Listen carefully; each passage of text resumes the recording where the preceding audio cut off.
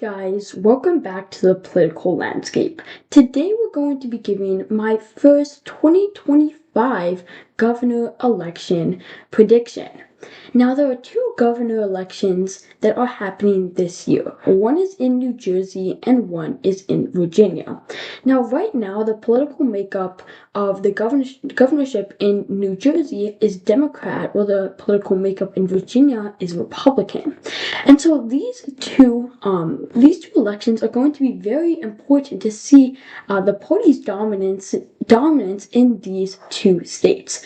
So let's take a look at the candidates that are running in New Jersey. Now, I do believe that Jack Ciattarelli, who actually ran in 2021, will most likely be the Republican nominee. Now, on the Democrat side, there's a lot of people. You have Josh Gottenheimer, Mikey Sherrill, I don't know if I'm saying her name correct, and a lot of other people. So I think Jack Ciattarelli is going to be the Republican nominee. I don't know who's going to be the Democrat nominee. We're just going to have to see. But on the Virginia side, we have Abigail Spanberger. Most likely is going to be the Democrat nominee. She actually served as a U.S. representative from Virginia's 7th Congressional District. A pretty popular one at that too. And then most likely the Republican is going to be Winsome Sears. Now, right now we don't have too much polling out of Virginia and New Jersey, but let me look up if we have any polls so far. Right now, New Jersey governor polls, we see that Jack Ciattarelli is looking like he's going to be the Republican nominee, and Mikey Sherrill looks like she's going to be the Democrat nominee. So with that in mind, let's take a look at New Jersey.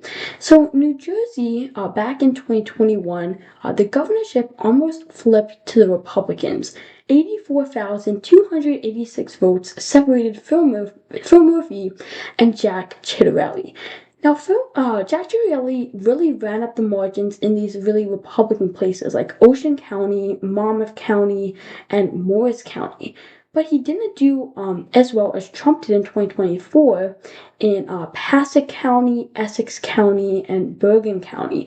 So if we look at the 2024 results, we actually see that Donald Trump won Passaic County and came really close in Bergen County, also running up the margins in Essex, where we lost a little bit of support in Morris and Monmouth County and some of these rural counties. So I think the way for Republicans to win New Jersey is definitely to run up the margins like Trump did in these urban areas while keeping the rural vote in too. Now, Scott Presler is actually going to be spending time trying to help flip the New Jersey governorship from blue to red this year. Scott Presler played an enormous role in Pennsylvania. He helped register, I'm pretty sure, about 50,000 voters for the Republicans. And you could argue that Trump would have won Pennsylvania either way, but he had an enormous effort in Pennsylvania in helping Pennsylvania as a secure stronghold for Donald Trump. And so you see that he's going to be trying to help flip the New Jersey governorship. And if we look at the registration data, we see that Republicans are gaining on Democrats. I think this is the first time in a while where Democrats have had a less than 900,000 voter registration lead. They only have 896,000 more voters than the Republicans. So you see Republicans small by small eat into the Democrats' voter registration margins. And I don't think we really have any polls out of New Jersey right now, but you're seeing that it could be really close. Now, as of right now, just because Trump is the president, I do see this becoming a tilt Democrat state. I think it's going to be really close, especially with Scott Presler doing voter registration efforts and early vote efforts. I could see it really close. But as of right now, I think it's going to be a tilt Democrat state. Now, on the Virginia side, as we've been seeing, we see Winsome Sears, a Republican, who right now, I'm pretty sure, is a lieutenant governor of Virginia, and then Abigail Spanberger, who is the U.S. representative, or former U.S. representative. So let's see if we have any polling out of Virginia. Right here, we see that Spanberger is up 5 points against Sears in this poll, and then the Hill poll only has Spanberger up 1. So Spanberger against Sears, I think everyone has had it either tied or Spanberger up. She's a very popular former congresswoman. She kind of reminds me of Alyssa Slotkin. Alyssa Slotkin ran in a Republican district in 2022 and still won because she was very popular. And then in 2024, she ran for Senate and ended up winning against Mike Rogers, and now is a senator from Michigan.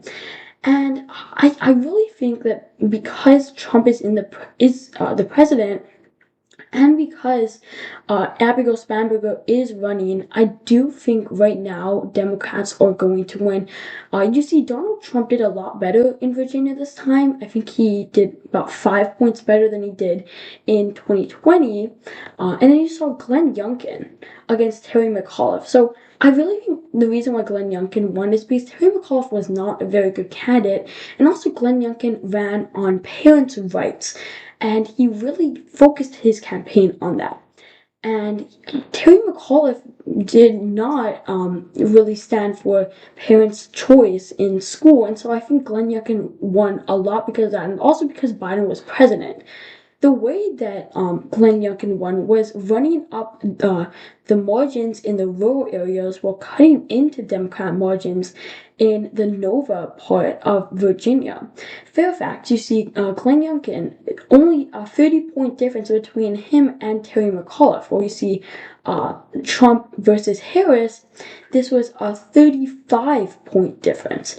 And I could show you county after county where Glenn Youngkin did better than what Trump did in 2024, even though Trump did pretty well in Virginia.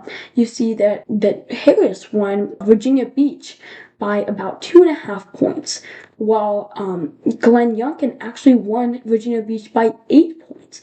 And so all around the state, you're seeing Glenn Youngkin really do a lot better in these places that Trump lost or didn't do as well in. And that's because he was really an exceptional candidate for the Republicans. Now, this weird policy in Virginia that if you're a governor, you can't do 2 consecutive terms. You have to wait a turn and then you can do another one, which I don't really know why they do that. So I feel like if Glenn Youngkin ran again, I feel like he would win. But because he's not running again, right now I do see Abigail Spanberger probably winning it by either a lean or tilt margin. For right now, I'll probably put it in the lean margin. Lean margins are 3 to 6 points, and tilt margins are 0 to 3 points.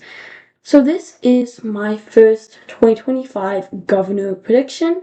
I have Democrats taking both New Jersey and Virginia, New Jersey by tilt margin, and Virginia by a lean margin. So I hope you guys enjoyed this video. If you did, make sure to smash the like button down below and subscribe. Comment your thoughts or suggestions in the comment section down below. Shout out to Diana Barbie, our first channel member. If you would like to become a member, you can join near our channel logo. And as always, thank you guys so much for watching, and I'll see you guys in the next one.